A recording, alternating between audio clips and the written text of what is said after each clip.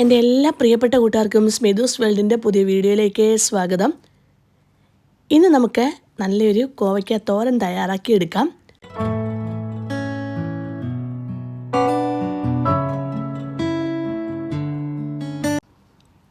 തോരൻ ആവശ്യമായിട്ട് ഉള്ള കോവയ്ക്ക ഞാൻ കഴുകി വൃത്തിയാക്കി എടുത്തിട്ടുണ്ട്. ഒരു 10-25 കോവയ്ക്കുണ്ട്. ഇത് നമുക്ക് ചെറുതായി അരിഞ്ഞെടുക്കാവുന്നതാണ്. ഞാനിപ്പം തോരൻ വെക്കാവുന്ന രീതിയിലാണ് അരിഞ്ഞെടുത്തത്. നമുക്ക് ഇഷ്ടമുള്ള രീതിയിൽ അരിഞ്ഞെടുക്കാം കേട്ടോ.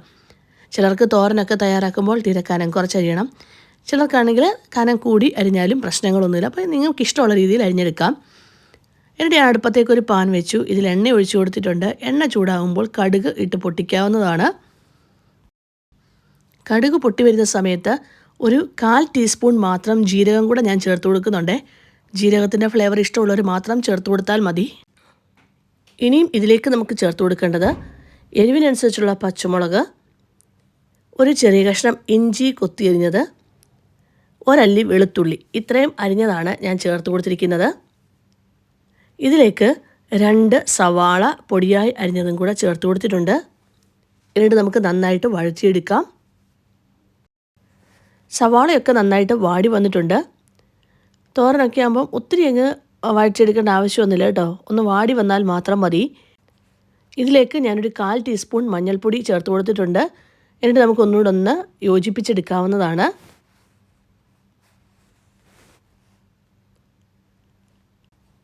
മഞ്ഞൾപ്പൊടിയും കൂടെ ചേർത്ത് നമുക്കൊന്ന് വഴറ്റിയെടുക്കാം.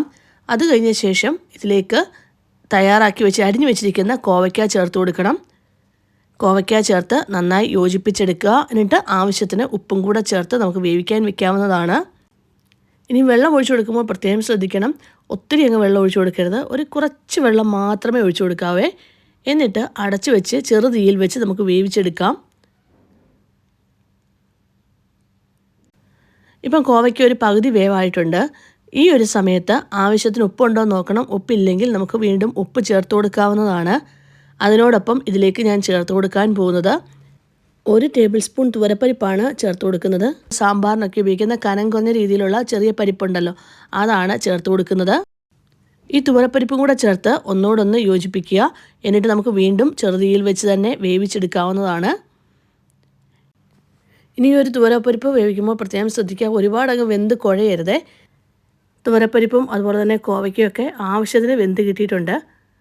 ഈ ഒരു സമയത്ത് നമുക്കിതിലേക്ക് ഒരു 1/4 കപ്പ് തേങ്ങ ചേർത്ത് കൊടുക്കാം.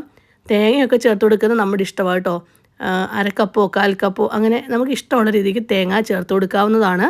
തേങ്ങയൊക്കെ ചേർത്ത് കൊടുക്കുന്നത് ഒരു ടേസ്റ്റ് തന്നെയാണ് തോരന്. എന്നിട്ട് നന്നായിട്ട് ഒന്നുകൂടെ യോജിപ്പിക്കുക. ഈ ഒരു സമയത്ത് കറിവേപ്പില ഉണ്ടെങ്കിൽ കുറച്ച് കറിവേപ്പിലയും കൂടെ ഇതിലേക്ക് ഇട്ട് കൊടുക്കാവുന്നതാണ്.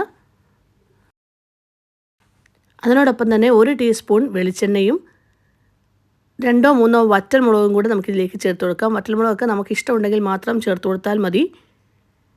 നന്നായി ഒന്നുകൂടെ യോജിപ്പിച്ച ശേഷം തീ ഓഫ് ചെയ്ത് നമുക്ക് സെർവിങ് പ്ലേറ്റിലേക്ക് മാറ്റാവുന്നതാണ്. അങ്ങനെ തുവരപ്പരിപ്പൊക്കെ ചേർത്ത് വളരെ ടേസ്റ്റി ആയിട്ടുള്ള ഒരു കോവയ്ക്ക തോരനാണ് തയ്യാറായിരിക്കുന്നത്. ഇനി കോവയ്ക്ക തോരൻ തയ്യാറാക്കുമ്പോൾ ഇങ്ങനെയൊന്ന് തയ്യാറാക്കി നോക്കിക്കോളൂ. ഇഷ്ടമായെങ്കിൽ ഒന്ന് ലൈക്ക് ചെയ്യാനും ഷെയർ ചെയ്യാനും സബ്സ്ക്രൈബ് ചെയ്യാനും കമൻറ്റ് ബോക്സിൽ കമൻറ്റ് ചെയ്യാനും മറക്കല്ലേ. Thank you for watching.